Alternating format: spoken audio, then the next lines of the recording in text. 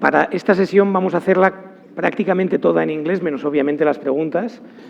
Lo digo porque así nos evitamos el tener que quitar, poner el aparatito de traducción, y mientras yo hablo vamos conversando con Keisha, será más fácil si lo hacemos todo en inglés. Luego, aquellos que no hayáis cogido el aparatito, pues todavía estáis a tiempo de ir a buscarlo. Keisha, thank you very much for coming. Keisha, muchísimas gracias por venir. Has tenido un viaje realmente largo para llegar hasta Denia. Es un placer tenerte aquí. No voy a presentar a todo el currículum, toda la trayectoria profesional de Keisha Pollack Porter, pero bueno, lo que puedo deciros sobre ella es que su trayectoria profesional básicamente está dirigida a la toma de decisiones, a las políticas, y esto es una parte realmente muy importante dentro del sector de la sanidad en los Estados Unidos. Y bueno, es un placer para nosotros tenerte aquí hoy. Todos los que estamos aquí, pues más o menos sí, estamos ahora más o menos seguros desde un punto de vista de la salud, pero ahora hay una amenaza para la salud. No sabemos qué es lo que va a ocurrir en el futuro, cuáles son las cuestiones clave que tenemos que tener en cuenta. Y bueno, de alguna manera nos hemos acercado cada vez más a estos países en los que había este tipo de contagios, ¿no? Y bueno, la salud sí está garantizada para nosotros en el mundo occidental. Para el resto, bueno, ya veremos si les mandamos algún tipo de ayuda, ¿no? Pero ahora todo esto ha cambiado, ¿no? La situación mundial, estamos hablando de seguridad, de otro tipo de amenazas, pero si analizamos lo que ha ocurrido con la situación de la pandemia de COVID, podríamos pensar que las cosas van a cambiar a partir de ahora, desde un punto de vista de políticas sanitarias, porque lo que hemos visto que los responsables políticos, por primera vez en muchos años, y sobre todo en el mundo occidental, en Europa, en Estados Unidos,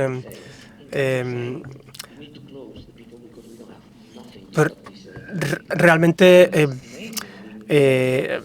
pues nos han tenido que decir que teníamos que encerrarnos, por ejemplo, en nuestros hogares, el confinamiento. Nunca hemos tenido este tipo de emergencia sanitaria durante nuestras vidas. Así que, ¿cómo crees que puede repercutir la situación de la COVID en el futuro de la salud?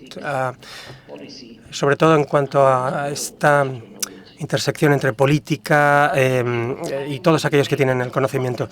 Bueno, en primer lugar, muchísimas gracias por haberme invitado, a toda la organización. Y, bueno, espero que hayamos aprendido de la situación de la COVID para el futuro. Creo que hemos podido ver cómo una epidemia se ha convertido en una pandemia. Ya han matado a muchísimas personas en el mundo, millones. Hemos visto también diferencias socioeconómicas, raciales, cómo algunos grupos pues han visto más impactados, digamos, por la pandemia, ¿no? Y esperamos que esto nos haya enseñado algunas lecciones, ¿no? También, pues, también sabemos todas estas fake news que se han diseminado. La gente tampoco hacía caso de las advertencias de la administración, del gobierno, pero esperamos que al final pues el valor de la ciencia sea algo de lo que todos hayamos aprendido, cómo importan también las políticas y la importancia del sistema sanitario, del sistema público de sanidad. Nunca deberíamos recortar los recursos de este sistema. Sí, creo que lo que ha sucedido en Europa y en Estados Unidos seguramente sean situaciones un poco distintas. La dimensión, digamos, social, cómo hacer que estos sistemas tengan la cobertura necesaria, ¿no? Hemos visto, como bien mencionas, situaciones de vulnerabilidad en distintos colectivos, ¿no? Pero ayer, por ejemplo, hablamos sobre las personas a las que nos gustan, las que no nos gustan. ¿Qué ha ocurrido en este sentido en Estados Unidos? Bueno, durante 400 años hemos tenido, pues sí, una historia y unos antecedentes, digamos, de esclavitud, de desigualdad social, que ha continuado y desde que prácticamente llegaron los afroamericanos a Estados Unidos. Este racismo es estructural dentro del sistema y hay mucha gente que no tienen acceso a los servicios sanitarios públicos y están trabajando. Así que muchas veces, pues si tienen que ir al hospital, pues van a perder a lo mejor el trabajo. Y sabemos todos estos problemas que también se han planteado durante la pandemia en cuanto pues a la gente que quería vacunarse o que no tenía, pues realmente no se fiaba, ¿no? Vemos la situación en la población negra, la población latina. También muchas veces los experimentos en cuanto a vacunas con colectivos más desfavorecidos también. Y bueno, muchísima gente, amigos, ¿no? Me decían, no voy a ponerme la vacuna porque no confío en el sistema, porque el sistema tiene esta historia de habernos, de que seamos un colectivo desfavorecido durante muchísimos años. Sí. Luego, durante los últimos 20 minutos vamos a dedicar una sesión a preguntas, pero si queréis hacer alguna pregunta directa durante nuestra conversación, si os vemos, porque aquí ahí tenemos un foco tremendo, pues interrumpiremos la conversación y haremos la pregunta. Pero sí, todas estas situaciones que mencionas sobre las vacunas, pues realmente ilustran muy bien las diferencias sociales.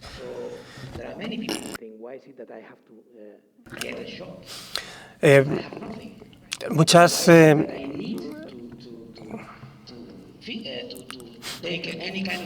Así que sabemos que, bueno, la prevención es una cuestión, la acción es otra. Y para poder comprender mejor qué es lo que ha sucedido con la situación de la COVID, y yo trabajo en salud global, también con un enfoque en las comunidades, etcétera. Cuando hablamos de países con unas rentas bajas y aplicamos esto también a los hogares con rentas bajas, y es una cuestión mucho más amplia en nuestros países, y esto afecta, digamos, a la situación sanitaria. Así que en función de donde uno vive, la COVID u otras enfermedades pueden tener un mayor impacto. Totalmente de acuerdo. Sí, pensemos en distintos barrios, en cuanto a las posibilidades para la educación, para el transporte. Todo esto importa en la comunidad, en los barrios. Y podemos pensar, por ejemplo, la gente que vive pues en un entorno rural, que tardan 1 hora y pico o más en llegar a un hospital, no hay transporte público. Todo esto contribuye muchas veces a que la gente pues no se haya vacunado o no entienda la importancia de vacunarse. Y también ha habido mucha falta de comunicación al respecto, porque la gente pensaba, bueno, ¿por qué me voy a vacunar si no tengo COVID, ¿no? Es decir, creo que en Estados Unidos no se hizo un buen trabajo de comunicación en este sentido. Todas estas cuestiones de confianza, etcétera, pues no se trataron como debieran. Bueno, algo que también es muy importante aquí en Europa, y creo que más en Estados Unidos, hay algunas comunidades, algunos colectivos que tienen más dificultades, pero en cuanto a la capacidad del gobierno para convencer a las personas, creo que si hay una mayor confianza en el gobierno, pues la gente se va a vacunar. Si de lo contrario, no va a haber muchas personas que decidan ir a vacunarse. Y por esto, en Estados Unidos y en otros países, cuando apareció pues el virus en China, pensamos, bueno, hay que tomar medidas, y había unas proyecciones matemáticas pensando, bueno, solo el aislamiento nos puede ayudar ahora mismo porque no tenemos las capacidades necesarias para controlar la pandemia, pero nadie cerró nada, hasta que no llegaron las primeras muertes a cada país. Y esto, de nuevo, sigue marcando una diferencia entre los decisores políticos y los científicos. ¿Qué es lo que ocurrió en Estados Unidos? Porque estabais con la administración de Trump y no es que fueran negacionistas 100%, pero tampoco todo lo contrario, ¿no? No sé si esto condicionó de alguna forma a la población, o bien para vacunarse, para no vacunarse, para el aislamiento, el confinamiento. Sí, bueno, es fundamental el papel de la política en esta corresponsabilidad, ¿no? Es decir, en nuestra presidencia, pues sabemos que hizo algunos comentarios que realmente ridiculizaban las consecuencias que podía traer el virus, ¿no? También luego había gente que no creía en el conocimiento científico, la credibilidad de la ciencia se estaba poniendo en duda. El gobierno de Estados Unidos pues tardó en imponer restricciones al principio.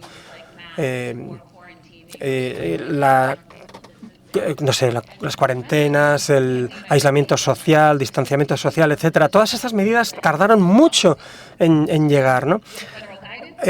Tenemos unas recomendaciones a nivel estatal, a nivel nacional, pero luego cada estado pues tiene las competencias también de poder imponer o no imponer.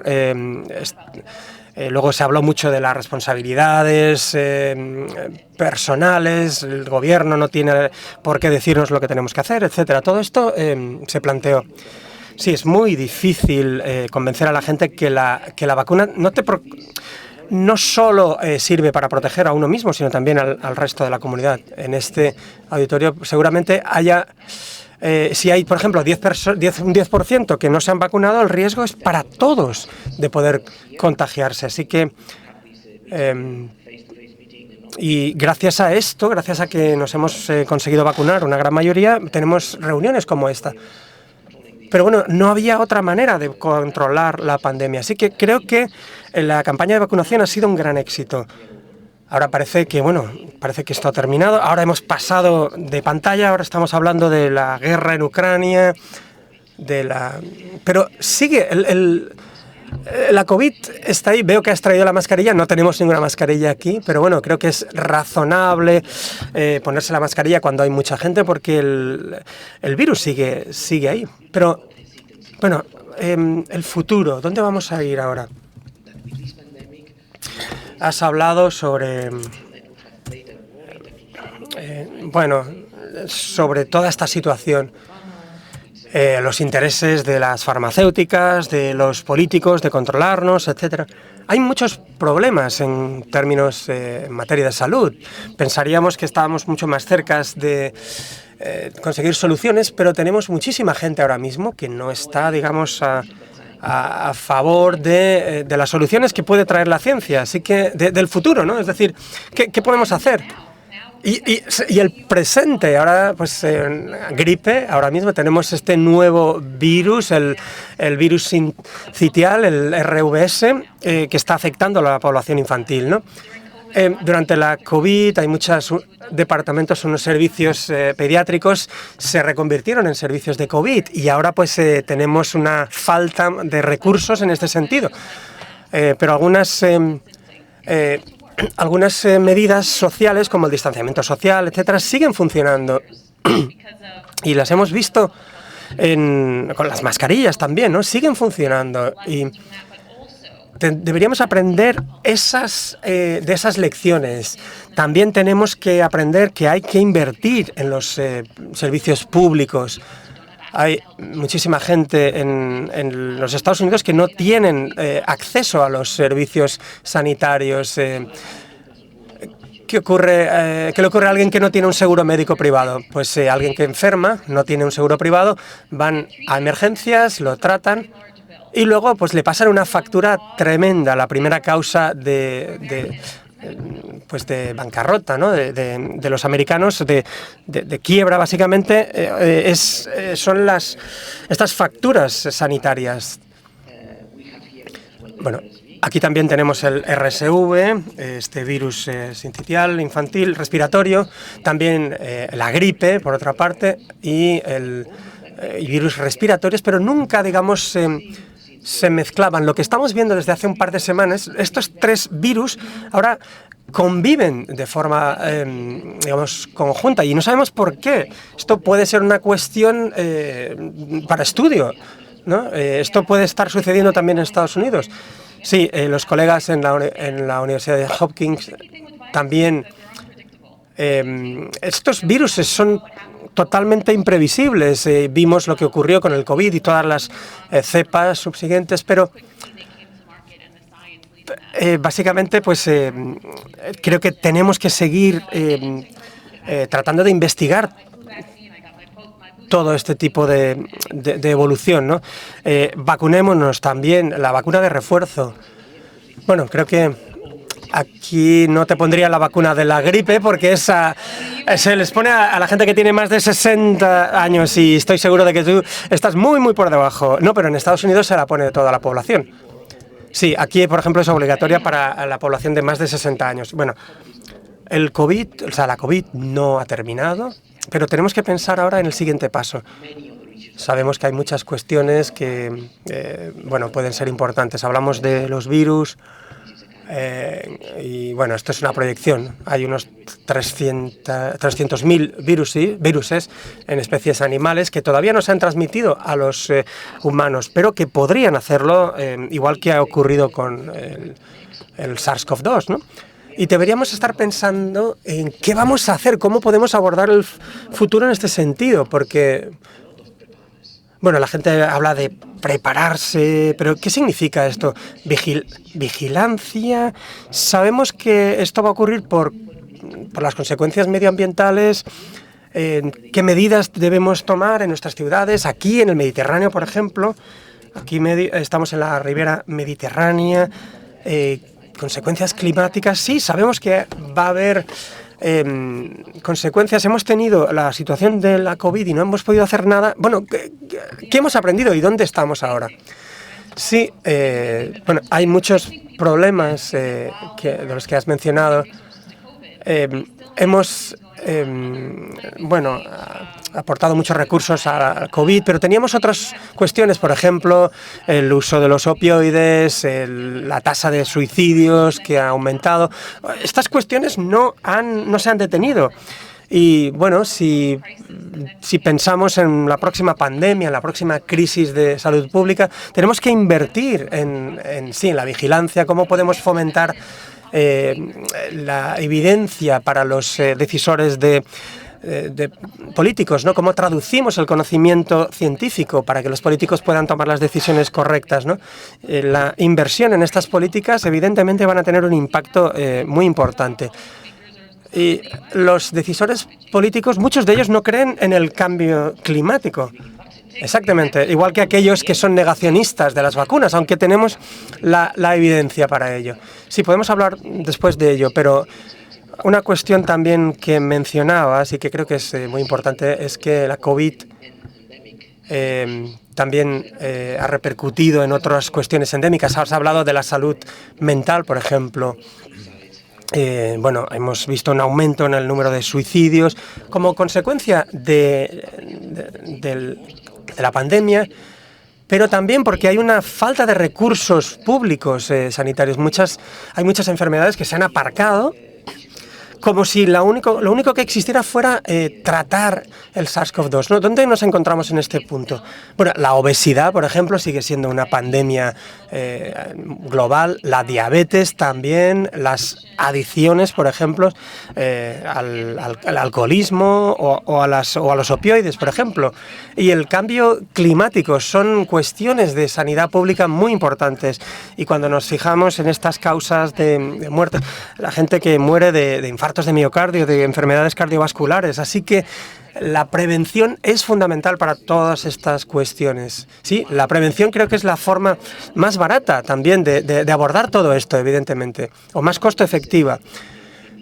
Sí, todo esto está, digamos, en esta agenda que es ahora totalmente distinta a la de hace unos años. Y creo que hay una inquietud de que la sanidad es una cuestión de seguridad y ahora pues la seguridad pues se relaciona con tener un ejército para poder defendernos de una amenaza como la guerra de Ucrania y también necesitamos sistemas sanitarios de salud que sean competentes para evitar que vengan viruses pues de Asia, de África, así que no hablamos del norte rico que le da los recursos necesarios al sur pobre, sino porque ahora mismo, si quieres entender qué es lo que va a suceder, pues sabemos que no estaremos seguros a menos que todo el mundo esté seguro. ¿Crees que esto ha representado un cambio de mentalidad de alguna manera? O, no sé, ¿cómo lo ves?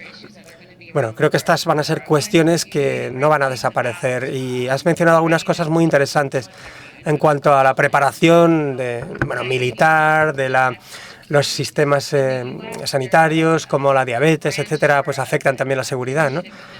En Estados Unidos también pues hubo esta cuestión dentro del ejército, en el que había una comisión que se ocupó de la cuestión, digamos, de salud dentro del ejército y hemos estado trabajando en Hopkins para poder fomentar el bienestar y la salud también de los miembros del ejército, ¿no? Y esto creo que es fundamental. Así que, como digo, esta es una cuestión de seguridad y pública también, pero pensamos en la situación en el futuro un poquito, todo esto no va a desaparecer, como digo, hay que aprobar leyes, pero si la gente no las obedece, si la gente no las cumple, pues no vamos a avanzar mucho, ¿no? Por ejemplo, llevar el cinturón de seguridad, ¿no? Es decir, si lo tienes que llevar en el coche, pues lo tienes que hacer por tu propio bien, no porque te van a poner una multa. Has hablado de conducta social. Tal vez hayamos visto un cambio, pero todos podemos pensar en nosotros mismos. ¿Creéis realmente que vuestra conducta ha cambiado después de la COVID? ¿Estamos haciendo los esfuerzos necesarios para evitar la siguiente pandemia?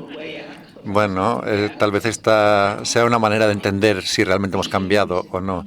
La conducta es un problema muy complejo y muy difícil. Tú tienes mucha experiencia en ello, ¿verdad? Sí, en salud pública siempre hay una tensión entre cambiar sistemas y políticas en los entornos y la conducta de las personas.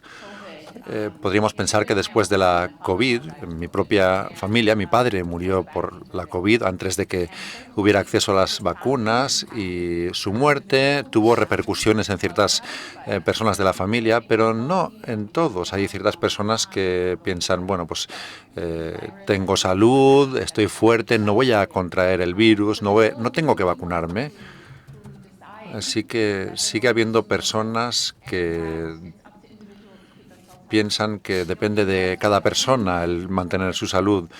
En Estados Unidos hay un 90% de personas que llevan el cinturón de seguridad y sigue habiendo un 10% que se niega a llevar los cinturones de seguridad. Vaya locura en estos tiempos, ¿no? Y hay muchas leyes al respecto, pero sigue habiendo personas que deciden no hacerlo. Y cuando hay un accidente, ellos piensan que no van a tener un accidente nunca. Así que es como pensar que nunca vas a contraer una enfermedad, que es algo de los otros. Quiero preguntarte sobre tu agenda de cara al futuro. Si pienso en 3, 4 problemas que podamos enfrentar después de la COVID, bueno, hablamos de después de la COVID, aunque tal vez no haya pasado del todo, pero bueno, si tuviera que pensar en 3, 4 aspectos, el primero sería que todos sabemos que va a haber otra pandemia, otro brote pandémico, no sabemos cuándo, pero sabemos que va a llegar. Tal vez que sabíamos que iba a venir una pandemia tal de virus respiratorios, había ocurrido en África, fue anunciado por distintos organismos de vigilancia de la salud. Sabíamos que iba a ocurrir, sabíamos que iba a ocurrir en una dimensión global y esto significaría que la economía caería un 5% o más. Y esto fue un error porque ha sido más del 5%. Sabíamos que sería de un virus respiratorio, sabríamos que iba a venir de Asia, porque la mayoría de los respiratorios vienen de Asia. mientras que el ébola y todos estos otros relacionados vienen de África, pues si tuviéramos que tener en mente algún elemento, es uno, tenemos que cambiar, esforzarnos. Yo diría que después de la COVID, algunos compañeros míos han hecho informes sobre cómo prepararnos para la siguiente pandemia, porque va a venir una pandemia nueva, tal vez en 5 años, y muchos esfuerzos en salud pública hacen llamados para invertir en el sistema de salud. Hay que garantizar un acceso igualitario a los recursos, a las vacunas, a la prevención, pero tenemos que poder monitorizar lo que está ocurriendo. Necesitamos sistemas de prevención sólidos, porque en particular en Estados Unidos parte del sistema público tiene falta de recursos. Ya antes de la pandemia, muchos de nuestros líderes del sistema de salud habían perdido sus trabajos, habían dimitido, etcétera, debido al estrés al que se habían sometido en sus trabajos. Habían sido incluso amenazados, acosados, simplemente porque decían cosas como hay que llevar las mascarillas, hay que mantener la distancia. Los estaban acosando. Los índices, bueno, los líderes estaban despidiendo a muchos de estos profesionales que eran responsables, y creo que esto ha ocurrido de forma masiva en todo el mundo. Al principio, cuando no teníamos... bueno, muchas personas iban a los distintos barrios y les decían, no queremos que estés aquí. Por las tardes aplaudían a los profesionales de la salud, pero muchos de ellos nos decían, bueno, cuando vuelvo a casa del hospital, las personas me tenían miedo porque podía ser contagioso, ¿no? Entonces es importante la percepción, es importante el ver que el estigma está ahí, que puede presentar un gran problema. Bueno, vamos a hablar un poco más sobre este programa, esta agenda. Si consideramos que los factores medioambientales, los factores climáticos están ahí, y no es difícil entender los problemas a los que nos enfrentamos. Por ejemplo, si eres un experto en cómo traducir las capacidades de nuestros sistemas de salud a otros problemas que no están directamente relacionados con la salud, por ejemplo, en las ciudades, ¿qué podemos hacer al respecto? Bueno, he dedicado mucho tiempo a trabajar con personas que están en otros sectores que no se ven conectados, vinculados con la salud, pero, por ejemplo, los sistemas de transporte, las viviendas en las ciudades están conectadas. Fuera de Estados Unidos hay más aceptación respecto de estos vínculos, pero dentro de los Estados Unidos no se ven estos vínculos entre la salud y el clima, la salud, las ciudades, la salud y el transporte. Debemos crear ciudades donde haya acceso a lugares seguros para andar, para ir en bicicleta, para conducir. Necesitamos viviendas que sean accesibles para los ciudadanos. Esto es un problema particular de Estados Unidos porque hay muchas personas sin hogar y hay mucha inseguridad respecto de la vivienda. Los índices están subiendo. Hay muchas personas que se han visto, las que no tienen hogar, se han visto muy impactadas por la pandemia. Hay una diferencia entre la normativa y la conducta social, ¿no? ¿Qué podemos hacer para atraer a los ciudadanos a cuidar más la salud? Bueno, yo he experimentado el trabajo con las comunidades y creo que esto es importante. Si analizamos problemas como la indecisión respecto de la vacuna con la COVID, una de las personas que más lograban convencer a las otras personas eran las de su propia comunidad. Son realmente mensajeros creíbles. Hemos visto que las personas de dentro de las ciudades, de las comunidades, son grandes defensores de las conductas sociales. Sin duda, la normativa funciona, pero necesitamos también pues eso, personas dentro de las comunitarias. Necesitamos políticas con estrategias conductuales para mejorar la salud pública. En términos de comportamiento individual, que es algo que tenemos que incorporar en nuestra mentalidad, en términos de respuesta, no tenemos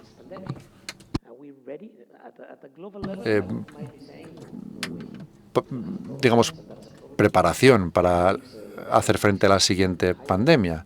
Esto puede hacer que el riesgo en la salud sea incluso mayor. Y a nivel estatal, ¿cómo lo ves? Bueno, sí, hay formas de trabajar en ello. Podemos pensar en la OMS y el poder que tiene, y el programa Empower y la autoridad que tienen en todo el mundo. Creo que no tienen tanta autoridad como sería necesaria para poder convencer a todos los gobiernos para actuar de un modo que afecte, repercuta en la salud pública. Y antes de permitiros hacer preguntas, quiero ver cuáles, traer a este programa que estamos elaborando los próximos problemas a los que nos podríamos enfrentar. Como por ejemplo, ¿nos estamos comunicando adecuadamente o incorrectamente? Porque sabemos qué es lo que está ocurriendo con el medio ambiente, sabemos qué es lo que está ocurriendo con el cambio climático, sabemos que es fundamental hablar de el aumento de la temperatura, el haber superado el 1,5 grados de aumento de temperatura, pero las personas no se preocupan. No les preocupa el que tengamos que estar ahora mismo ya adoptando medidas más estrictas, más potentes. Y al final nos estamos dando cuenta de que la temperatura está aumentando y esto afecta a todo el mundo, a las personas mayores, a los más pequeños. Aquí en España el 30% de la población tiene más de 35 y de 55 y dentro de 5 años pues tendrán más de 60 años. Sabemos que esto está ocurriendo. En cierto modo podríamos decir que el impacto de la COVID, que sin duda ha sido negativo, pero podría haber tenido cierto aspecto de aprender lecciones. Necesitamos aprender las lecciones y necesitamos comunicar y actuar. Sí, creo que es difícil para aquellas personas que se enfrentan a retos en su día a día. En Estados Unidos la inflación es alta, los precios del petróleo, de los alimentos son muy elevados y cuando me hablan del clima y yo tengo que pagar mis facturas y me enfrento a este problema, pues les pregunto, ¿cómo va a preocuparme esto, ¿no? Deberíamos ser capaces de comunicar este vínculo entre el cambio climático y los problemas a los que se enfrentan las personas en su día a día. Hay que hacer entender a las personas que si tienen que entender, digamos, que los retos a los que se enfrentan día a día y los retos a los que nos enfrentamos todos a nivel global pueden tener ese vínculo con sus problemas diarios. A los niños les cuesta ya hoy en día salir a la calle a jugar porque tienen asma, hay problemas con el clima, estamos llegando a unas temperaturas muy altas, 90 grados Fahrenheit, ¿no? Se enfrentan a estas temperaturas ya por la mañana. Los niños tienen que quedarse en casa porque hace demasiado calor. Simplemente se quedan viendo la televisión, sufren riesgo de obesidad pediátrica. Todas estas cosas están vinculadas con el cambio climático y tenemos que saber cómo comunicar esto para que las personas lo entiendan. Bueno, pues mientras explicas todo esto, pues seguramente ya estamos viendo los efectos, pero no conectamos las causas con los efectos y sin duda no sabemos bien cómo comunicar todo esto. A ver, preguntas. A ver, hay una pregunta aquí abajo. Podéis preguntar en castellano, responderá. Tenemos una aquí, hasta donde veo, porque veo lo que veo. Allá. Yo tengo una pregunta. No te veo. We don't see you. Tengo una pregunta. Habláis mucho de la confianza, o se habla mucho de la confianza que se ha perdido en la ciencia. Y por otra parte, también se habla de que la salud, o es un hecho que la salud cada vez es mejor, ¿no? Con la evolución de la sociedad. Me gustaría saber, cuando decís que va a haber una próxima pandemia con tanta seguridad, ¿en qué se basa la ciencia? ¿Qué ha cambiado en la naturaleza humana o en la sociedad para que se afirme con tanta rotundidad y tanta seguridad que va a haber una próxima pandemia en los próximos 5 años, cuando supuestamente las pandemias eran hechos que pasaban cada muchísimo más tiempo, ¿no? ¿Qué es exactamente lo que ha cambiado que vaya a hacer que en los próximos 5 años tengamos que contar con otra pandemia. Did you get the question? You want to answer? Gracias por la pregunta. Bueno, si vemos los datos, yo creo en los datos y los datos nos pueden mostrar que hay patrones y hay ciclos. En Estados Unidos, por ejemplo, ha habido un incremento de la gripe y cuando hablamos de del ébola hemos visto las distintas tendencias. Una cosa que ha cambiado mucho en el mundo ha sido la migración. Las personas se mueven más en el mundo y esto supone un riesgo también. Está muy bien, pero supone un riesgo. Y todos, bueno, creo que hay valor en el movimiento, en la migración, pero hay que decir que si analizamos las tendencias, y no hablo únicamente de la pandemia de hace muchos años, lo que digo es que hay ciertas tendencias respecto del incremento de las enfermedades. Y cuando analizamos los datos, pues podemos esperar que estos patrones sigan y continúen en el futuro. No entiendo por qué las personas se sorprendieron tanto cuando hubo este brote pandémico, porque el SARS lleva ahí desde hace mucho tiempo. Y bueno, con los desplazamientos migratorios, pues hemos visto que las enfermedades se han desplazado entre los distintos países. Y cuando analizamos los patrones, las tendencias, pues vemos que habrá más enfermedades en el futuro. Lo que decía Keisha, la globalización evidentemente hace que nos estemos mucho más próximos en la manera de transmitir virus entre personas, es decir, de que una enfermedad se convierta en pandemia. Las enfermedades existen y hay más cada año, como ella decía, pero para que se convierta en pandemia tiene que haber contacto. El primer contacto, la primera causa de virus es entre animales y personas. Estamos sometiendo al planeta a una tensión, a un estrés por demografía, por una serie de cuestiones en donde la deforestación, el contacto con los animales salvajes es más próximo y por lo tanto la facilidad con la que los virus saltan también es más numerosa, ¿no? Eso por un lado, pero ojo, no estamos diciendo, creo, Keisha, no estamos diciendo únicamente que puede ser una pandemia de una enfermedad infecciosa. Puede venir por muchas otras múltiples razones que ya las tenemos aquí. Como decía antes, el hecho de que el calor, ¿no? Por ejemplo, el que no seamos capaces de frenar la temperatura, va a promover o va a hacer que haya muchísimas cosas que empiecen a ser, de alguna manera, pues un problema de salud pública global. Y eso es lo que nos lleva con los datos, ¿no? Que es lo que tenemos, los datos, a pensar que puede haber una próxima pandemia. Habían tres preguntas. Una estaba ya, que hacía rato, y además mueve la mano como si fuera una ola. Disculpe. Y como diciendo, no te acuerdas de mí. Yo sí me acuerdo, pero el micro no lo tengo. Buenos días. Aquí hay otra. Estoy aquí.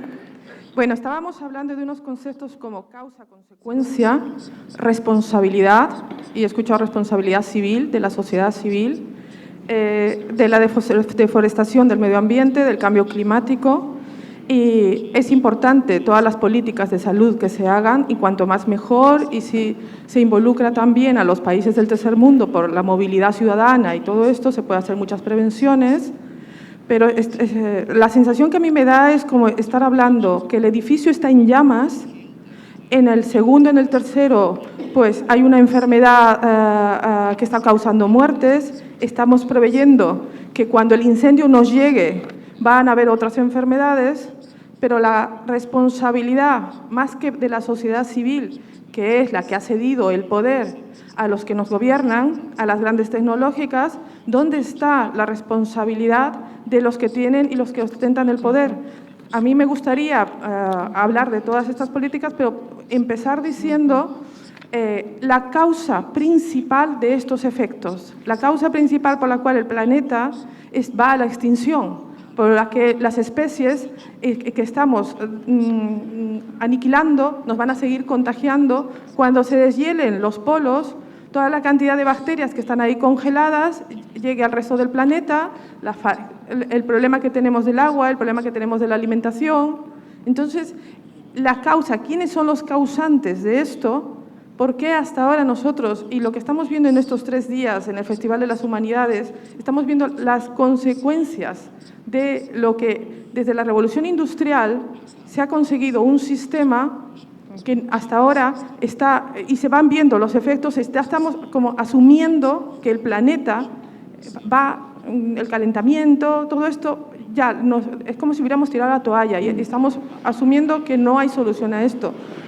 No solo es el problema de la salud, no solo el problema de la educación, de las fronteras, no, el problema está dónde está el poder y qué está haciendo el poder con nuestro planeta. La responsabilidad civil queda en un segundo plano cuando que los que gobiernan están viendo que vienen todas estas catástrofes y no están haciendo lo necesario para que esto pare.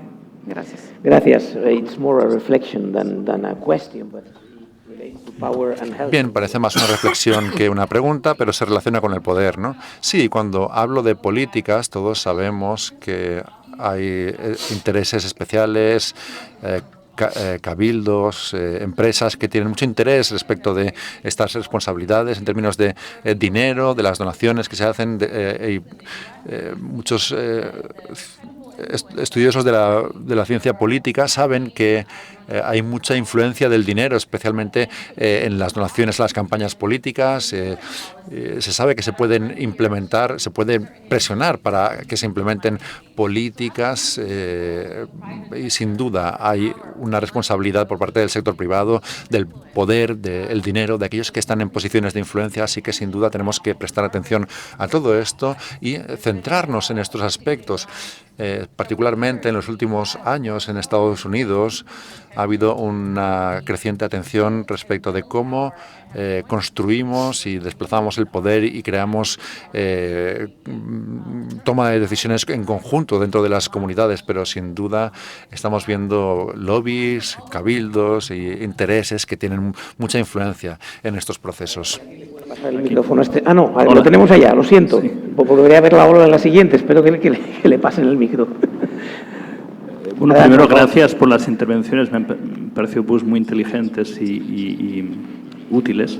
Yo creo que uno de los problemas que tenemos más importantes hoy en día en política pública, y seguramente también en política pública de salud, es que la prevención no genera réditos políticos, la prevención no es sexy. Cuando dedicamos dinero a construir un AVE, pues hay una inauguración, lo podemos poner en Twitter, hay una foto, hay alguien que puede pasar por el responsable, pero cuando algo no ocurre o cuando algo ha sido mitigado, pues es muy difícil ponerlo en Twitter. Yo creo que eso es un problema que es hasta trágico, ¿no? La pregunta es cómo podemos, pues no sé, solventar ese problema, tal vez comunicar mejor. Y yo creo que la doctora Pollack ha dicho algo que es fantástico y la quiero felicitar, que es importantísimo, es cómo llegamos también a la gente que en el día a día tiene mucha dificultad. Eso es muy importante, ¿no?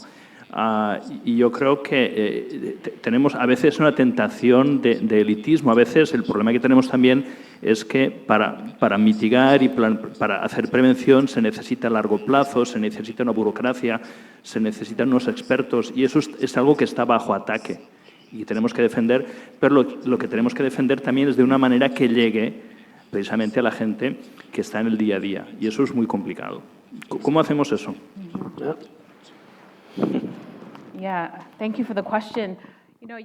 Gracias por la pregunta. Creo que es muy interesante. Es decir, ¿qué aspecto tiene la prevención, ¿no? Porque en última instancia queremos saber cómo sería el mundo sin adicciones, sin obesidad. Así es como podemos ver los resultados y cómo podemos ser eficaces. Y la verdad es que no lo sabemos. O no sé, a lo mejor nos lo imaginamos, pero el mensaje no se transmite. ¿Cuál sería el aspecto visual, ¿no? de estas consecuencias positivas? Y creo que nos centramos más bien en todo lo contrario. ¿Cuál será el efecto visual de un mundo con todas estas consecuencias negativas, ¿no? Y creo que muchas veces los decisores políticos nos dicen, bueno, vamos a invertir todo este dinero, todos estos recursos, pero ¿qué les puedo decir a la gente, ¿no? Y bueno, pues enséñales una sociedad en la que la gente pueda ir al colegio, pueda tener acceso a la sanidad, pueda pagar sus facturas. Esto es pero bueno, no tenemos fotos de familia, digamos, para todo esto. Y esto es una parte muy importante sobre cómo transmitir estos mensajes. Sí, bueno, creo que hay que hacerlo, sí, totalmente. Los que llevan a cabo análisis económicos, pues te dicen, bueno, la prevención no muestra estos beneficios, pero sí que muestra los beneficios de los recortes. Por ejemplo, en cuanto a las vacunas, se realizó un análisis en Johns Hopkins. El dinero que nos ahorraríamos por vacunar a los niños, cada dólar invertido en una vacuna, solo en gastos del sistema sanitario ahorraríamos 16 por cada niño. Y esto, evidentemente, es un análisis coste-económico para un decisor político. Sí, y todas estas estimaciones, evidentemente, son atractivos para este tipo de proyecciones, ¿no? Y sí, hay que hacer estos análisis económicos y creo que, porque normalmente se nos dicen, bueno, ¿esto cuánto va a costar? Y muchas veces pues la gente vota en función de estas cosas, de este coste, ¿no? Hello. No te veo, pero bueno. Muchas gracias. Thank you very much. Hello. Little disagreement with you. Sí, bueno, no estoy totalmente What will be the question? Viruses are predictable. Los virus son predictivos, ¿no? Y la mutación, digamos, más exitosa va a ser la que menos efectos letales tenga en la serie, en los humanos, ¿no? Preocupado con esta crisis y la polarización que ha causado en términos de que ha desaparecido el debate y parece que todos los seres pensantes son o negacionistas o creyentes. Me preocupa mucho que la ciencia se presente como religión, es decir, que hemos perdido el deber de autocuestionar la ciencia. ¿Cómo pueden ustedes esperar ninguna confianza en las autoridades médicas y los expertos cuando hace unas semanas la directiva de Pfizer admitía que en realidad las vacunas no estaban testeadas, no estaban probadas para evitar los contagios? Simplemente su efecto era de alivio ante la patología. Última pregunta, ya más concreta todavía. ¿Cómo puede un problema de salud pública, en este caso global, ser solucionado mediante el mercado? No debería ser, sin embargo, con un debate público-científico y un esfuerzo público global, ser abordado de esa manera. ¿Realmente esperan confianza cuando estamos constatando que las empresas privadas han manipulado la información, han sesgado los ensayos clínicos, etc., etc.? Por favor, pueden responder. Sí, bueno, si quieres responder primero sobre la vacuna y luego... Sí, bueno, si quieres yo puedo responder sobre la vacuna. Bueno, voy a hablar sobre la parte científica y mi compañero sobre la vacuna. Sí, la falta de confianza o la desconfianza en la ciencia es un gran problema. Sabemos y conocemos esta polarización entre los partidos políticos, ideas políticos en el mundo, y vemos que la ciencia se está utilizando como armamento político, ¿no? Y bueno, para poder convencer a las personas que lo que están experimentando no es en realidad así. Y bueno, si sabéis cómo funciona la crisis de los opioides en los Estados Unidos, estamos viendo algo muy parecido. Las empresas farmacéuticas están comercializando pues estos productos a personas que están muriendo por sobredosis de los opioides desde los años 90, cuando empezamos a recabar todos estos datos. Así que sí, podríamos pensar, bueno, aquí está el laboratorio farmacéutico diciéndote, bueno, esto es seguro, los médicos, recétalos, aquí tienes más dinero para recetarlos. Y luego familias devastadas porque hay gente que muere. Por supuesto, la gente no va a confiar en el sistema cuando vemos este tipo de consecuencias. Así que es una responsabilidad para todos nosotros y estoy totalmente de acuerdo con lo que dices. Y lo hemos visto también en la COVID, en esta desconfianza en las vacunas, porque la gente no... sí, evidentemente, ¿qué confianza iban a tener en las farmacéuticas con todos estos antecedentes, ¿no? Y con este trabajo tan terrible de comunicación? Así que evidentemente tuvimos que hacer trabajos con gente, con voluntarios en las comunidades, para poderles convencer y darles la información correcta. En Estados Unidos, que es un caso clarísimo de desconfianza hacia los laboratorios, que eso es otra cuestión. Es decir, cómo han hecho de un proyecto de salud pública un proyecto de marketing, cómo han convertido un producto que debe ser consumido cuando hace realmente falta en un producto de consumo habitual de mucha gente, ¿no? Y eso ha generado toda una crisis de salud pública tremenda. Desconfianza en los laboratorios, por supuesto que han hecho un proyecto de marketing. Desconfianza en los laboratorios en la vacuna, en Pfizer en concreto, ¿no? Y lo que dijo la representante. A ver, no ha habido ni una sola mentira. En todos los ensayos clínicos se han publicado abiertamente y se sabe desde el ensayo clínico de fase 1, sabéis que son 3 fases los ensayos clínicos, que ninguna de las vacunas que iban a salir en la primera generación, es más, ninguna de las que van a salir en la segunda generación, y es más, ninguna de las que van a salir en la tercera generación son esterilizantes, que quiere decir que impiden el contagio, no hay ninguna. Como muchas otras vacunas para muchas otras enfermedades, muy pocas impiden el contagio. Lo que hacen las vacunas la vacuna es un concepto que lleva a la célula una información. Y esa información lo que hace es que la célula, cuando la recibe, dice, vale, ya estoy prevenido para que si me viene algo parecido, voy a atacar. Eso es una vacuna, pero le ha de venir algo parecido, si no la vacuna no sirve. Luego la persona de Pfizer probablemente comunicó mal, pero Pfizer no hizo ninguna trampa en los ensayos clínicos, ya dijo que no prevenían el contagio. Todos sabíamos que no prevenían el contagio. Es más, en todo el pipeline, en todo el calendario que tenemos ahora mismo de vacunas, COVID en este caso, que se están investigando, puede que haya un par que están en fase 1 muy retardadas, que pretenden ser esterilizantes, que pretenden decir, creemos que vamos a evitar el contagio. Pero si están en fase 1 nos pueden quedar años para que esto funcione. Pero insisto, el principio de la vacuna no es prevenir los contagios. Nunca lo ha sido. Por lo tanto, no hay mentira ahí. Puede que haya mentira en los contratos que se han firmado, en cómo se ha llevado el precio, en cómo se ha definido. Esa es otra cuestión, otro debate. Pero en cuanto a la eficacia, ninguna mentira. ¿Más preguntas?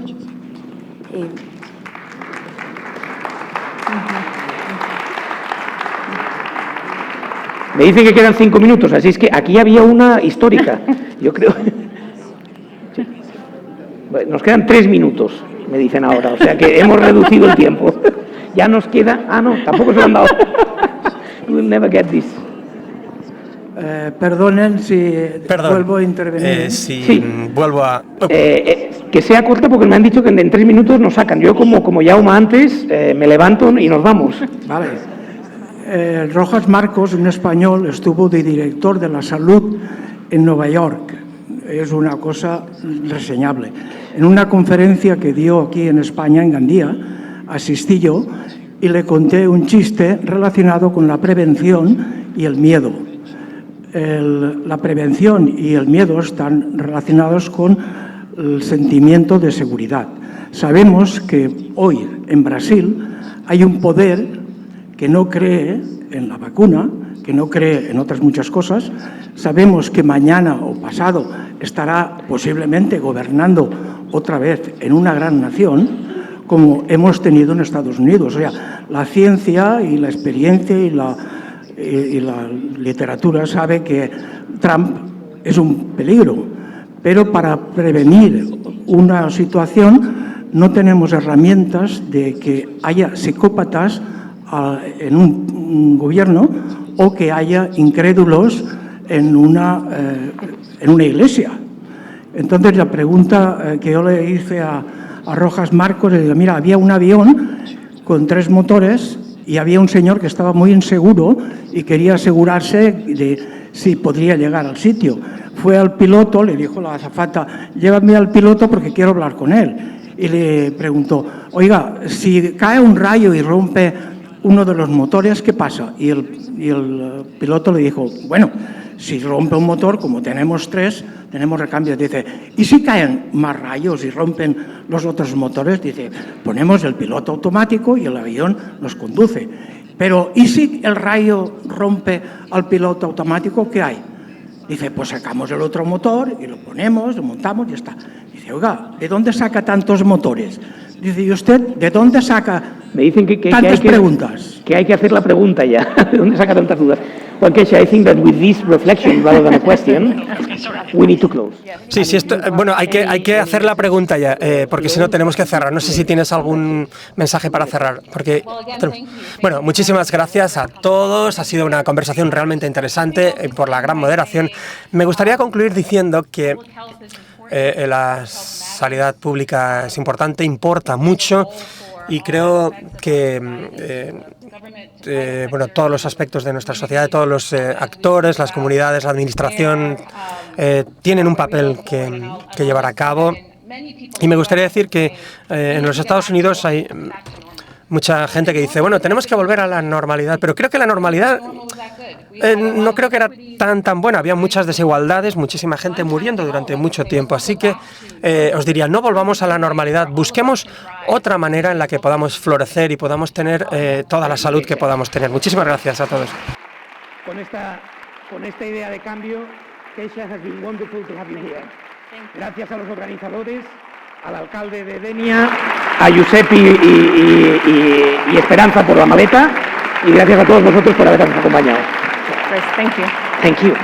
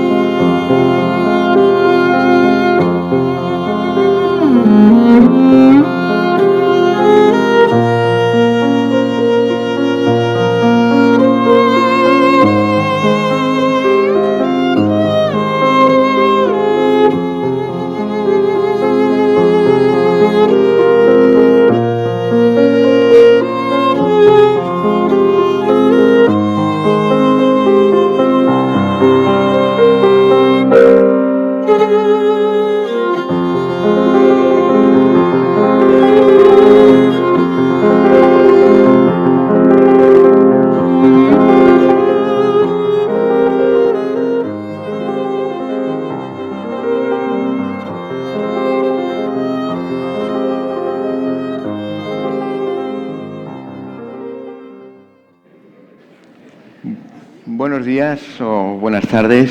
Vamos a iniciar la última sesión académica del primer Festival de Humanidades de Denia.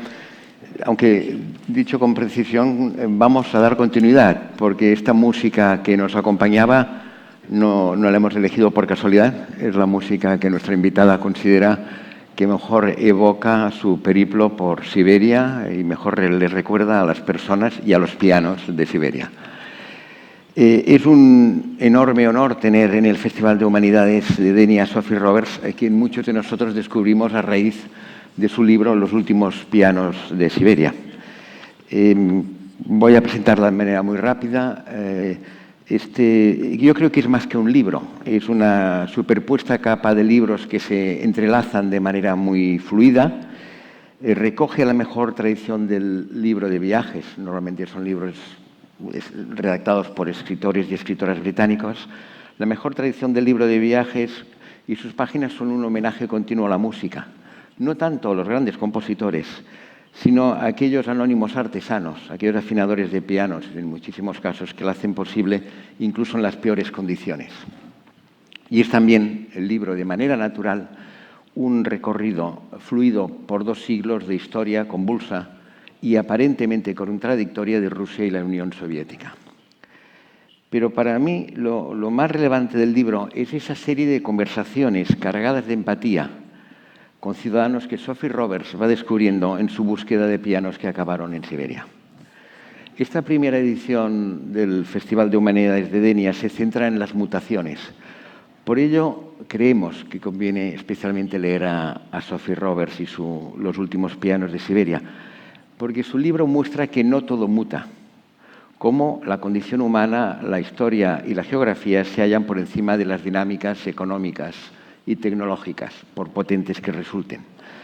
A lo largo de su historia, ya sea bajo el zarismo, el stalinismo o el autoritarismo de Putin, subyacen unas constantes en esa compleja e inabarcable Rusia.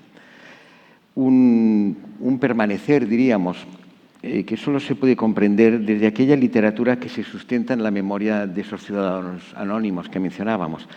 Precisamente ese adentrarse en el fondo de lo pequeño es lo que otorga trascendencia a una obra, como es el caso que nos ocupa. Todo ello, además, adquiere una mayor relevancia que no preveíamos cuando la invitamos, con motivo de la guerra de Ucrania, una tragedia que no acabamos de entender. Y seguramente ocurre que a nuestras lecturas desde la historia, desde la economía, desde la geoestrategia, les falta una aproximación desde libros como Los últimos pianos de Siberia. Voy concluyendo. Este es su primer libro de no ficción, que le valió el reconocimiento como libro del año por The Sunday Times, un proyecto al que dedicó creo que 3 años, Los últimos pianos de Siberia, más o menos los que también dedicará a su nuevo libro, en este caso centrado en África y que esperamos poder leer en 2024. Una literatura que simultáneamente le permite desarrollar su otra gran pasión, que es la fotografía, como tendremos ocasión de comprobar durante su conferencia. Nuestra invitada añade a esta faceta de no ficción su trayectoria como editora y corresponsal de Nash Traveler o The Economist y actualmente también como colaboradora regular de Financial Times, The Guardian o The Wall Street Journal. Por mi parte, nada más. Sofía, muchas gracias de nuevo. Muchísimas thank you so much for being with us, and we're looking forward to listening to you. Thank you. Thank you very much indeed. Pues muchas gracias.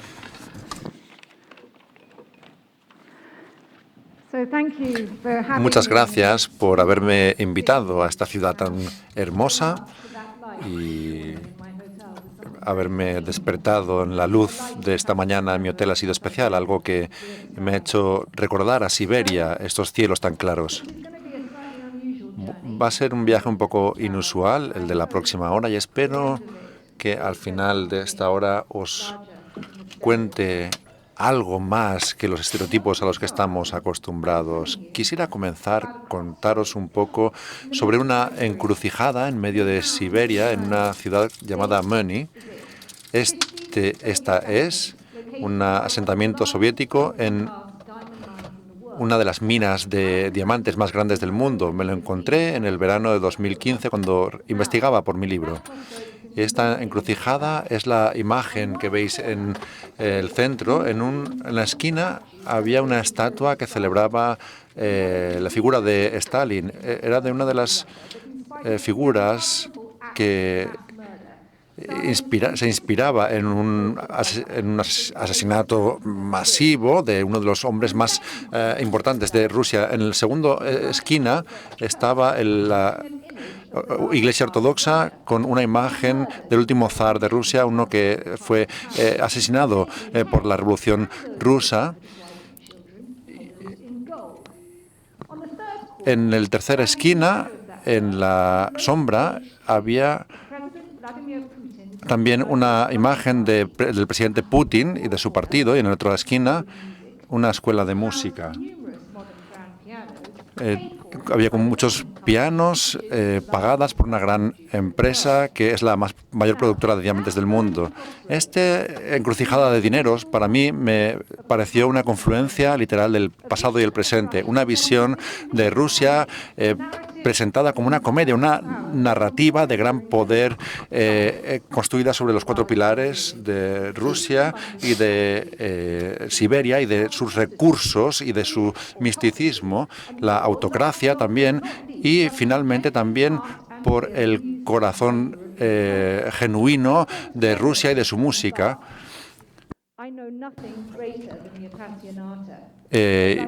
Me gustaría, y yo quería escuchar la música de Rusia durante todos los días, porque es una música superhumana, pero esto realmente te hace estar nerviosa, esta música realmente impacta en las mentes y creo que esta música puede crear una gran belleza. Esta encrucijada, nunca voy a olvidar esta sensación de las contradicciones de Rusia y un símbolo de por qué este país me ayudó a evolucionar con mi novela. Me vi envuelta en un misterio, en un enigma, y tal es como se describió a Rusia. Y una forma de deshacerme de este laberinto fue viajar por toda Rusia y aprender un poco sobre su tradición de los pianos. Y no me pareció tan exótica como me había parecido en un principio. Al principio, mi compañero Marc Turet hizo fotografías y esto me reveló parte de los matices de la memoria, el silencio, el orgullo y el miedo de la sociedad rusa. No soy una reportera política y tampoco quería exponer mis fuentes a las personas del día a día mediante conversaciones que les podía poner en riesgo. Tuve que trabajar de una forma más compasiva para crear una sensación de confianza y la música tiene este poder y en su... pues puede decir cosas que las palabras no pueden decir. Finalmente pude lograr esta empatía y escribí sobre esta empatía y me sentí maravillada por la cuestión de Alexander Kolben. ¿Puede un hombre que se siente cálido entender a alguien que se está congelando? Bueno, quiero mostraros aquí este lugar donde dediqué 5 años de mi vida para estudiar Rusia. Está en la estepa mongola, no muy lejos de la frontera rusa, y en un verano de 1915 estaba aquí con unos amigos y aquí empecé a describir el paisaje. Éramos 20 de nosotros alrededor de un piano y se estaba tocando una melodía. Una familia mongola que nos contó un poco sobre su historia y la música que habéis oído cuando habéis entrado en la sala se creó en esta pequeña tienda con la música de esta familia. Yo en ese momento quise llorar, me pareció que la música era tan preciosa y una amiga mía alemana me dijo, no, ese piano no es lo suficientemente bueno para su talento, hay que encontrarle uno de los pianos perdidos de Siberia. Esta frase se me quedó grabada y no era tan aleatoria como pudiera parecer. Mi amiga Jussi conocía su historia, que se remontaba al Catherine el Grande. Y ella quería que Rusia tuviera todo lo que había tenido Europa, las políticas, la música, Voltaire. A ella no le gustaba tanto la música, pero Catherine admitió que su oído músico no era muy bueno. Para ella la música era como ruido. Y simplemente se dice que pedía a los músicos que le dijeran cuándo aplaudir. Pero ella tenía una pasión por la cultura rusa y estaba obsesionada, quería que la música europea viniera a Rusia y que mostrara toda la pasión y quiso que le llevaran una partitura. Ella favoreció nuevas invenciones y en 1764 compró un piano de Johann Zuckey, uno de los principales fabricantes de pianos de Londres y un inmigrante alemán. Su hijastra le gustaba el piano y también se involucró en la música europea. este aumento de la popularidad de los pianos extranjeros que venían a Rusia, permitió muchos subsidios, muchas subvenciones por parte del gobierno ruso y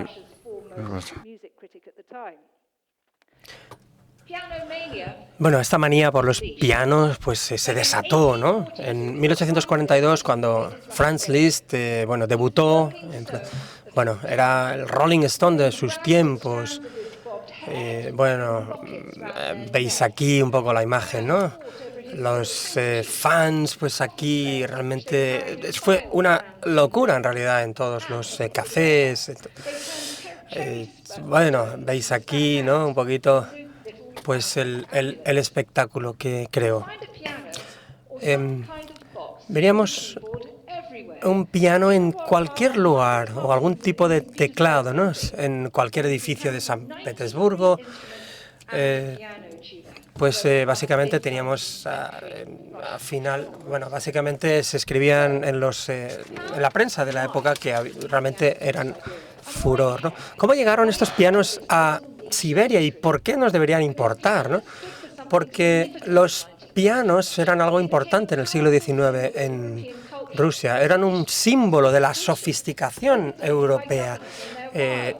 Los llevaban todos los políticos, los exiliados, y básicamente los llevaban a los confines del imperio ruso y los llevaban en invierno, podéis ver aquí en estos trineos, sobre todo cuando estos pasajes estos caminos y estas rutas estaban congeladas. Aquí podéis ver este trayecto, ¿no? Y evidentemente se decía, es muy pesado, pero sobre todo cuando veis que esta tierra inhóspita es la única arteria que une Europa y Siberia. Esto es lo que escribía se describía, ¿no? Y básicamente esta es la forma en la que estamos haciendo que la civilización fluya hacia Siberia. ¿Veis? Quiero que veáis en un mapa un poco la escala. Aquí en la parte occidental, la Rusia europea, al este de los Urales vemos el concepto de Siberia. Es algo abstracto, las fronteras siempre han ido cambiando. Pero la descripción de Chekhov dice que Siberia empieza en Ekaterinburg y termina Dios sabe dónde, ¿no? Aquí tenemos una historia de escala, ¿no? De Europa al Pacífico. Básicamente es una parte. Kamchatka está en el mismo horario, básicamente, que Australia, que estás más cerca de Kiev.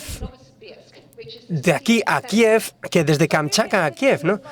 Así que los siberianos que viven en la parte oriental, se refieren a Rusia como la madre patria, ¿no? Aquí veis Kamchatka, solían llamar el fin del mundo, y básicamente sí, se siente como el fin del mundo. Aquí veis los ríos también, el Lena y el Yenisei.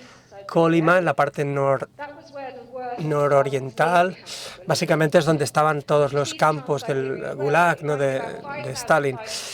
Aquí podéis imaginaros, ¿no? Estos trayectos desde Moscú hasta esta zona. Aparte de China, Rusia tiene más fronteras internacionales que cualquier otra nación, fronteras que crean muchísima ansiedad para un país de tan grandes dimensiones. Y no solo la escala de este país, sino también el sufrimiento y el silencio que puede contener este entorno, ¿no? La Siberia se la ha llamado la prisión más grande sin techo, ¿no? Hasta 1917, más de 1 millón de personas se les mandó a Siberia con el gobierno de los zares, ¿no? Esta es una imagen de Magadan, en Kolyma, en el noreste de Siberia. Es una estatua que conmemora a aquellos que murieron en el sistema de Gulag. Las cifras no son muy fiables, pero he encontrado que hasta el 1956 más de 22 millones de trabajadores forzados, o sea, básicamente murieron en estos campos de concentración de la Gulag de Stalin, ¿no? Veis que son básicamente Memorial International, que es un grupo de grupos de derechos humanos, básicamente rusos, pues está proscrito, ¿no?, por haber creado, según dicen ellos, que por haber creado imágenes distorsionadas de pues el Estado soviético, ¿no? Sí, y aquí tenemos este silencio aterrador, ¿no? En Siberia, en las montañas de Altai, pues empecé a hablar con la familia de una persona que había perdido a los miembros de la familia. No podía hablar de esto porque había acumulado realmente. Era una experiencia traumática. Sí, no, realmente no tenía ninguna información. La descubrí como era error 404, es decir, esto que normalmente vemos en Internet, es error desconocido, ¿no? Y esto es lo que sucede en muchas ocasiones en Siberia. El impacto terrible de todas las calamidades combinadas de Rusia, la revolución, la guerra civil, la Segunda Guerra, la Gulag, pueden resumirse en un hecho. En el 50, 80 millones de rusos que deberían estar vivos no lo estaban. Y de estos 44 millones de hombres, 1 de cada 2 pues habían desaparecido. Y bueno, quería ver si podía encontrar un poquito más información en este sentido, en mi búsqueda de pianos, para poder llegar a estos espacios de silencio, ¿no?, y tratar comprender un poco más esta situación.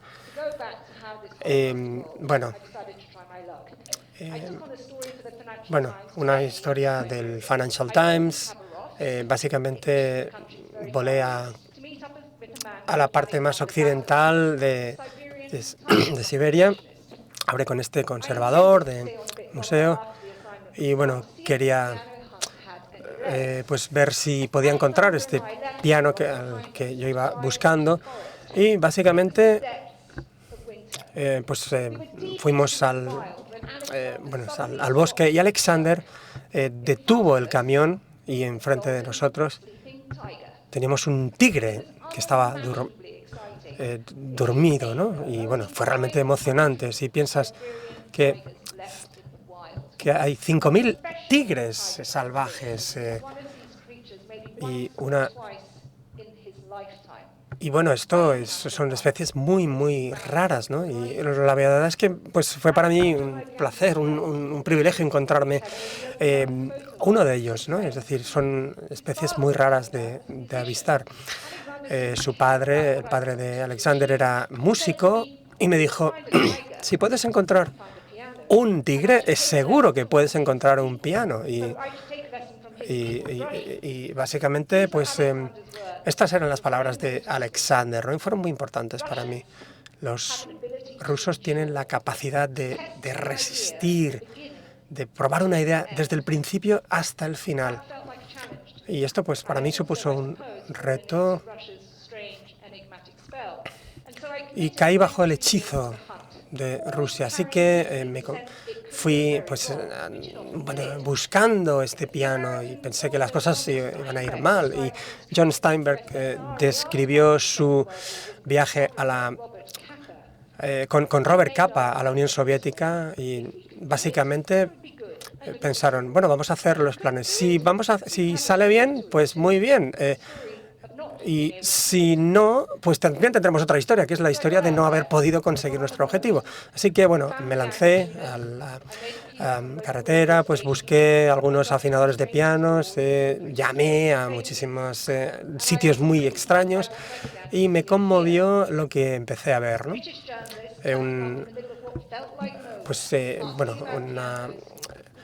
británica, periodista, preguntando por pianos, pero a los rusos les encanta, incluso en la Siberia remota, son gente con una gran cultura, ¿no? Los pianos no forman parte solo de una clase social, de la burguesía, etcétera, ¿no? Así que creo que me metí mucho en la mentalidad rusa, ¿no? En este sentido. Un instrumento musical ruso dentro de las tierras más salvajes de Siberia, ¿no?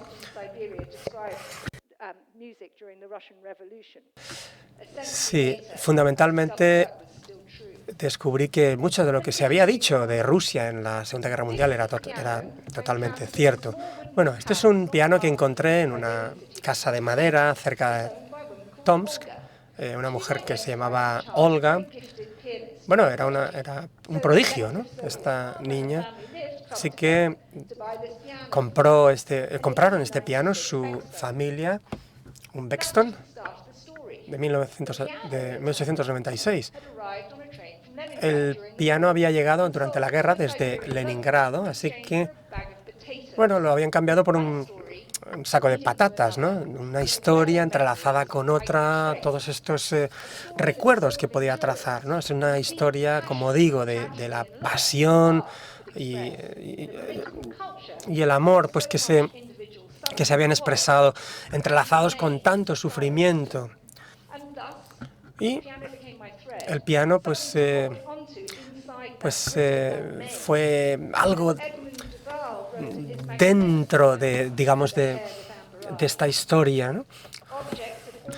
Los objetos siempre se han llevado, se han perdido, se han robado, se han encontrado. A la gente, básicamente, lo que importa es cómo contamos todas esas historias tan extraordinarias. Otro ejemplo, este señor, Valentín Lukas, un capitán anterior del ejército ruso y bueno, pasó 50 años apostado en esta parte, en los confines de la Rusia del Pacífico, ¿no? Y básicamente pues tenía este piano en esa zona del Ártico para poder pasar los días tan helados y tan terribles. Las condiciones podían ser tan brutales que básicamente el agua podía congelarse y podía partirle, abrir una brecha en el barco. Nunca olvidaré pues el sentimiento de entrar en esos apartamentos, dentro de la vida de las personas que habitaban esas zonas tan inhóspitas, esa gente que vive de forma muy sosegada, muy tranquila, tan lejos de Moscú como uno podría imaginar. Leonard Koloshin, uno de mis favoritos, vivía en las montañas de Altai, en una aldea remota, había trabajado para Aeroflot durante 20 años, estaba jubilado, no tenía prácticamente dinero ni para comprar leña, pero de alguna manera pues tenía, bueno, pudo pues construir esta librería de unos 10.000 libros, obras, poemas, novelas, etcétera, para la comunidad. La idea era que solo a través de la cultura distribuida más allá de las galerías, de los teatros, etcétera, podría florecer la humanidad. Y en estas montañas, Leonid encontró a un joven tocando el piano. Y básicamente el niño no tenía ningún instrumento, así que Leonid fue a Moscú y pues trajo un piano desde allá. Ha distribuido 41 pianos a todos los habitantes de las montañas. Cuando lo visité, pues estaba construyendo pues una sala de conciertos en el patio de su casa, en un jardín. Y dijo, bueno, si he podido encontrar un piano para mi amigo, entonces podría encontrar otro más. Pero este lugar es tan remoto, es un lugar tan remoto. Leonard me pidió que le encontrara un piano, me estaba pidiendo que le encontrara un piano. No.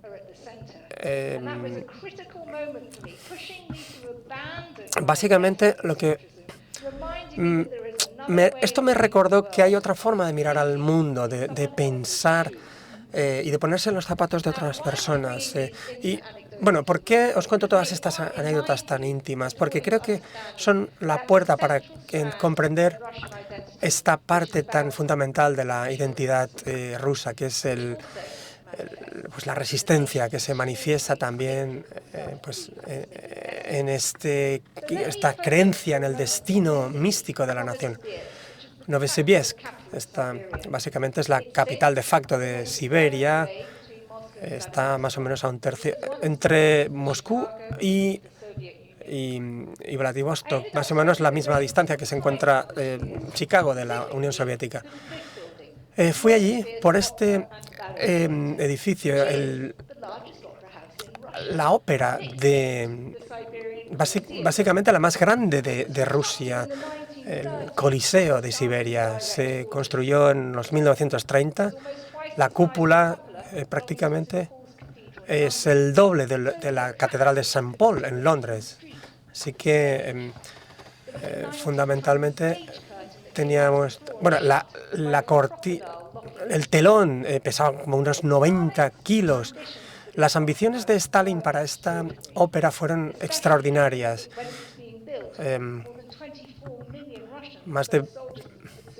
Cuando se construyó, más de 20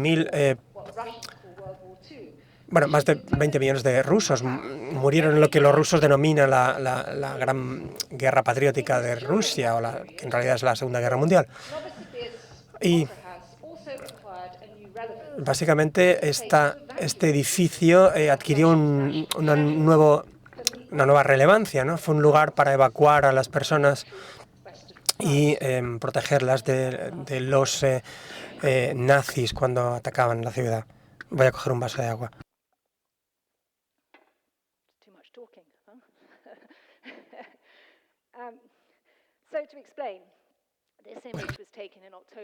Esta imagen es de octubre del 42, es en Leningrado, uno de los episodios más brutales de la guerra. Muestra la villanía y muchos rusos que murieron, se quedaron en las calles y que se llevaron al cementerio de la ciudad.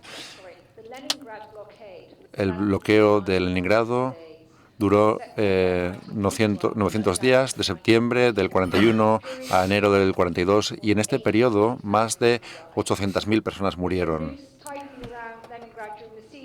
Durante esta época, muchos tesoros nacionales, como museos, etcétera, fueron lugares de evacuación y se guardaron muchos de los objetos preciosos de estos lugares en determinados almacenes y se llevaron a los grandes museos. Cientos de objetos incluidos, como descubrí el piano de Catherine de 744. Fue un evento extraordinario. Fue escondido durante 2 semanas y logró escapar al bombardeo enemigo. Este es Vladimir Pedekov, jefe de la Asociación de Afinadores de Piano. Está en su gran piano y él cree que fue uno de los supervivientes de aquella evacuación. Su orquesta se considera una de las más valiosas del país. En su exilio en Siberia pagó hizo muchos conciertos para estaciones de radio de toda la Unión, además de para la propaganda máquina de propaganda de Stalin.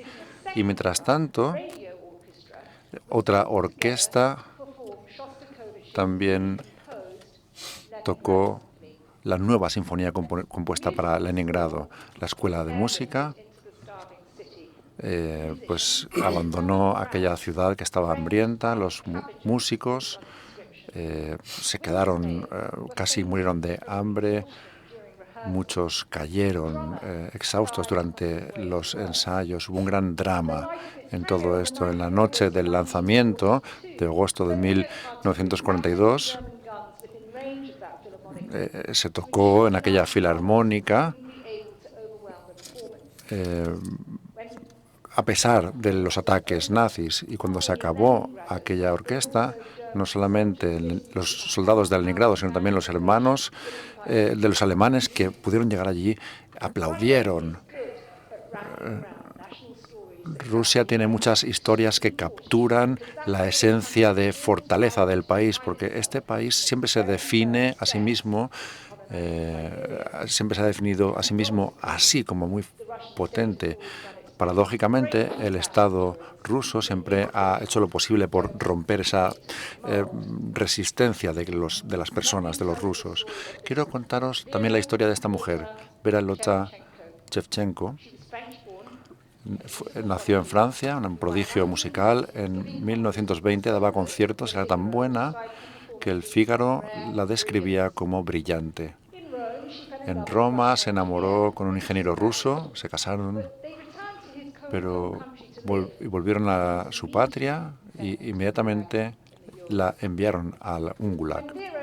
Cuando Vera trabajó, volvió a su ciudad para demostrar su inocencia, también la arrestaron y luego la juzgaron como un órgano de antipropaganda rusa y la volvieron a enviar al confinamiento. Su marido murió y no se sabe por qué, cómo, pero Vera sobrevivió y, según sus amigos, logró, gracias a la música, sobrevivir y practicaba en una especie de teclado que había en una esquina, y en 1950 la liberaron. Lo primero que hizo fue ir a la calle y buscar una escuela de música. Seguía llevando su traje de convicta y ella tocó allí un piano durante 1 o 2 horas, tocó sin parar, riendo y llorando. Y se sabe muy bien, había profesores y estudiantes que la oían durante estas 2 horas, y mientras ella tocaba piezas de Chopin, de Beethoven, de Bach.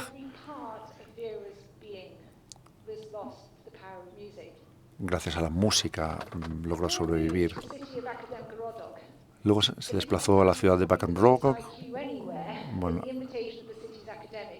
allí la invitaron a un círculo académico lleno de intelectuales y disidentes, no muy lejos de Novosibirsk, y allí practicaba, pero tenía miedo de que abrieran la puerta y la arrestaran, pero bueno, simplemente estaba rodeada de público que quería oírla tocar. Pero no era fácil. ¿Recordáis la ópera que os he mostrado antes? En 1966 fue a esa orquesta, a ese escenario, y cuando llegó allí había 2 instrumentos.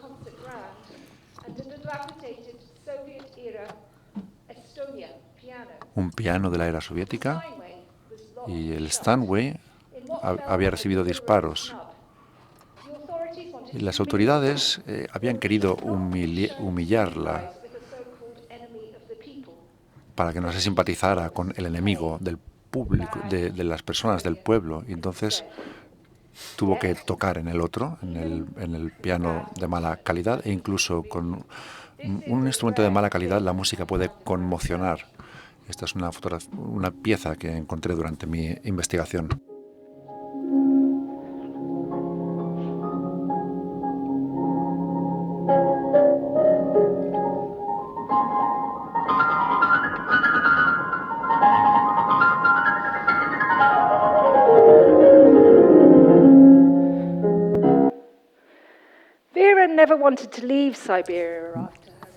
No quiso abandonar Siberia después de que la liberaran, aunque hubiera sido posible. ¿Pero por qué?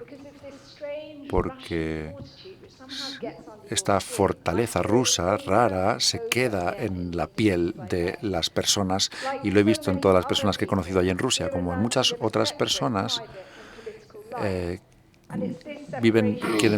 separan la vida privada de la vida política, y esta separación es difícil de entender.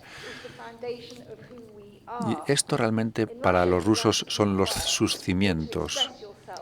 En Rusia es difícil expresarse.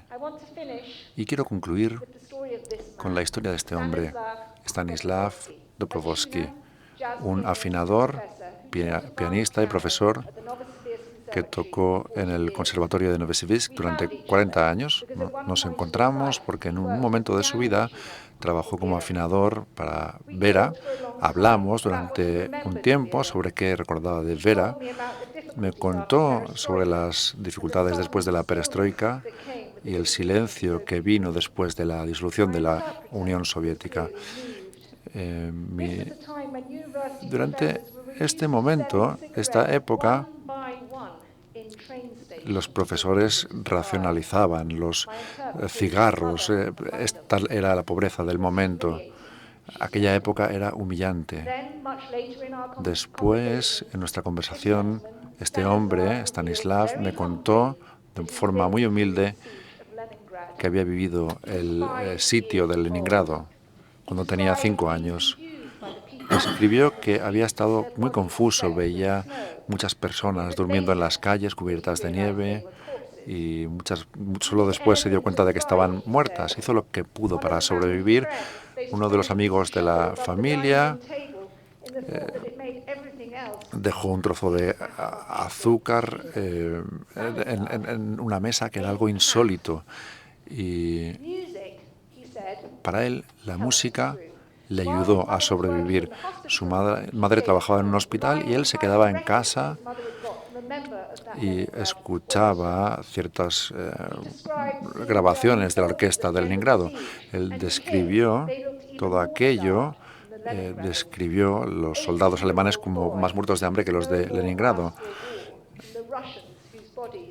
Y todos recuerdan los cuerpos que su madre llevaba al cementerio también. En los años 50, Stanislav trabajó como guía turístico en el Museo de Instrumentos Musicales y llevó una delegación de alemanes para visitar el Museo Ruso de Leningrado. Y aquel grupo se paró frente a un cuadro donde se veían cuerpos durante el sitio y nunca olvidaré, dijo Stanislav, el silencio. Los alemanes rompieron a llorar viendo esta imagen. Me fue muy conmovedor las palabras de Stanislav. Y hablaba con mucha admiración de Vera. Me contó con amabilidad sobre los alemanes, los veía personas amables y él decía, los alemanes siguen siendo los mejores fabricadores de pianos. Habló de Bach, habló de la tragedia, del dolor, de la redención y cómo la música puede crear sensaciones comunes con los demás.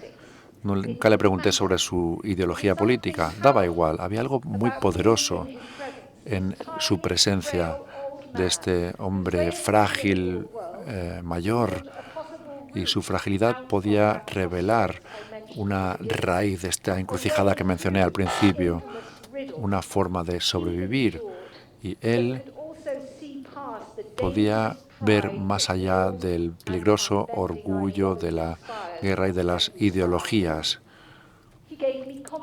Me dio confianza en seguir investigando en las historias humanas para conformar las narrativas más grandes nacionales. Tenemos que contar estas historias en los libros, en la música, en la poesía, en las conversaciones como las que ha propiciado este festival para poder mostrar los destinos de las naciones y las polaridades que cada vez son más patentes. La vida de la escritura, o al menos la que yo quiero vivir, se trata de ver más allá de aquello que nos confina. No es fácil ver la claridad, pero sin la conexión entre humanos no hay compasión y sin compasión no hay esperanza. Y sin esperanza estamos acabados. Volviendo a la pregunta de Solzhenitsyn que he mencionado antes, ¿puede una persona que se siente cálida entender a otra que se está congelando? Nuestra tarea es llenar esa brecha, cruzar el puente, aunque parezca que está roto, seguir intentándolo sin certidumbres. Esto es lo más importante de la existencia, el compartir las dificultades de posibilitar la vida. Muchas gracias.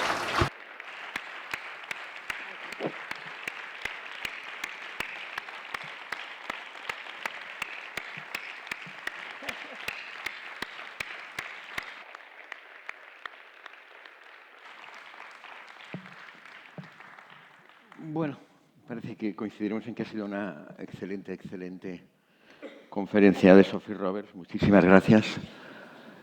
Y quizás una breve conversación. Disponemos de pocos minutos porque nuestra conferenciante debe tomar un avión en unas pocas horas de regreso a Londres.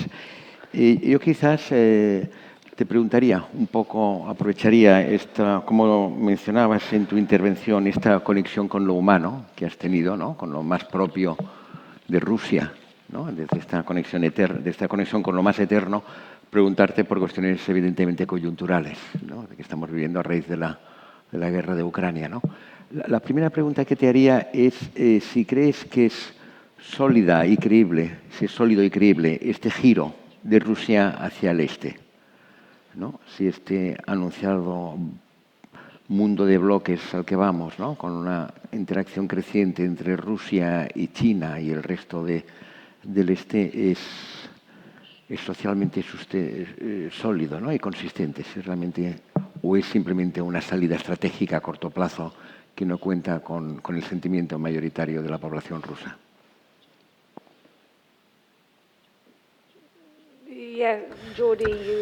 Sí, creo que esto has dado en el clavo, ¿eh? Es muy superficial y es totalmente oportunista. Yo diría que esta frontera, ¿no? que va entre China y Rusia basa en la paranoia. Nunca he encontrado tanto racismo como el que he encontrado en Siberia con los chinos, en el lago Baikal, que básicamente los chinos lo consideran el lago sagrado. Y bueno, recuerden que estuve allí en del 2015 al 2020, ha habido un cambio desde entonces, pero había mucha miedo y básicamente falta de confianza entre las dos partes de la frontera. Yo estuve en lo que era antiguamente Manchuria, una anterior ciudad rusa, y vimos cómo los chinos habían reescrito sus relaciones con Rusia, y esto era fascinante, ¿no? Y ver básicamente cómo han cambiado las tornas ahora, ¿no? Y esto es muy cínico en realidad. Sobre todo se fundamenta en una desconfianza que realmente es muy inestable también, por otra parte. No tiene la misma trayectoria histórica que tuvo Rusia con Europa Oriental, con Pedro el Grande, ¿no? He utilizado el piano, que es realmente un símbolo para mostrar cómo la Europa continental fue a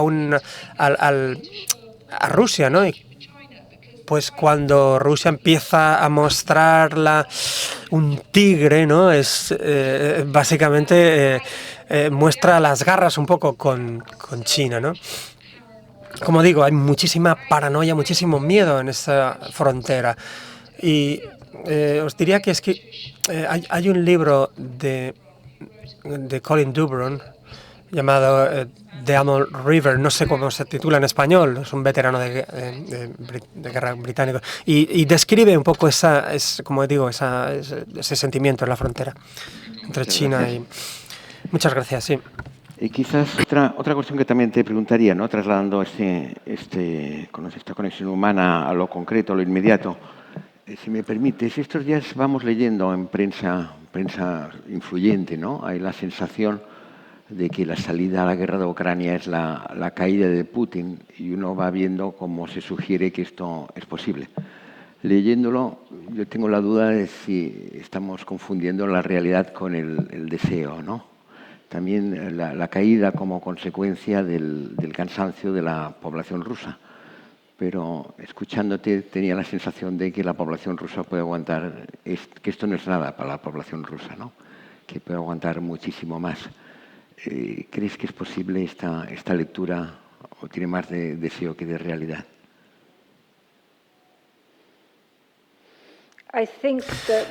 Yo diría que en mi experiencia en Rusia, en zonas remotas de Rusia, o bien habían terminado en esas zonas por sus antepasados o habían acabado allí por otros motivos. Creo que es una vida muy, muy dura, ¿no?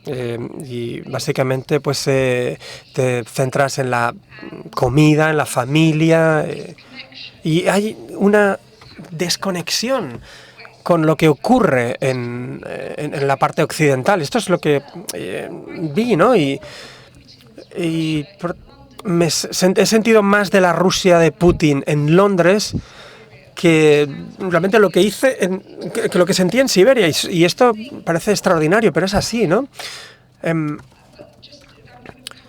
Y bueno, voy a contestar la pregunta, ¿eh? Pero lo que no sé, estas vidas privadas, estas conversaciones privadas en las que realmente no se quería hablar sobre política, ¿no? Y esta oficina de seguridad también es algo muy presente, también esta policía secreta que sigue estando allí, ¿no? Y creo que por eso era tan importante el piano, ¿no? Creo que, no sé, lo que ocurre ahora mismo en Ucrania, pues ahora mismo, evidentemente, está alistando muchísimos ciudadanos de Siberia, de las comunidades indígenas de Siberia, pues están siendo enviados a la guerra, ¿no? Y no sé hasta qué punto va a cambiar las cosas. En la época de Stalin pues también sucedió algo parecido, ¿no? No sé qué repercusiones puede tener esto. Lo que puedo decir es que a Siberia la otra parte la llaman la madre patria, ¿no? Aunque viven prácticamente al otro lado del mundo, diríamos casi. Disponemos de 5 minutos, abriríamos a un par de preguntas que pediría muy breves desde la sala para acabar puntualmente a las 2. Si hay alguna intervención, la verdad es que aquí hay una, pues nos quedamos con la de este caballero y daremos por concluida la sesión.